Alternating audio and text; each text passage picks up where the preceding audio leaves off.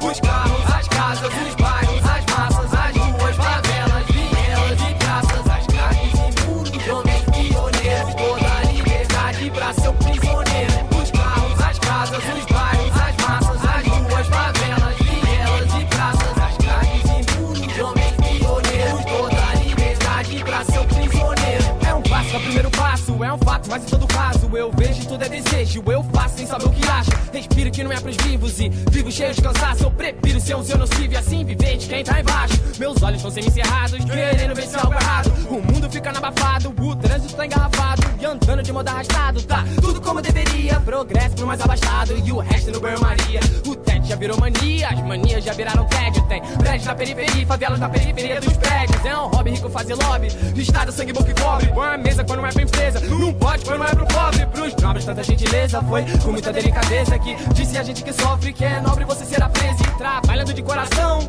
em prol da sua corporação, viver igual decoração, só função é melhorar o ambiente pros outros, não há nada de igual.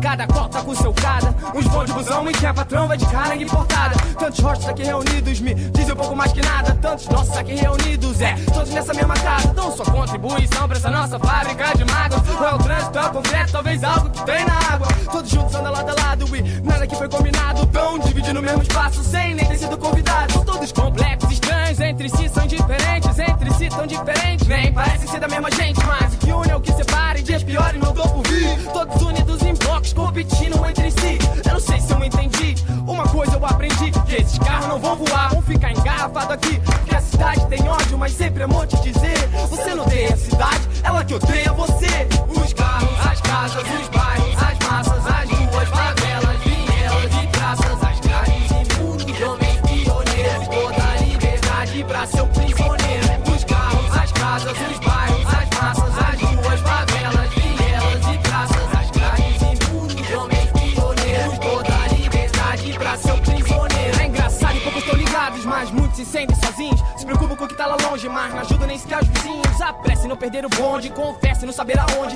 Se a meta leva o topo somente até o sopé do monte. Paredes estão cheias de bichos e ruas estão cheias de lixos. É um mundo bem civilizado, não há espaço pra mais nenhum bicho. Não há espaço pra mais nenhuma vida, nem vida agindo livremente. Tem vida social ativa e não atiça aguçadamente. Agora eu vejo claramente o imundo em algo limpo. Democracia é só um escudo fajuto, porém se mantém distinto. São câmeras de segurança, protege todos os recintos. Mas nada como a esperança pra crer não poder ser extinto. Bem-vindos à mais grande floresta, e ela é fria e cinzenta. São formigas na dispensa, consumindo esse planeta.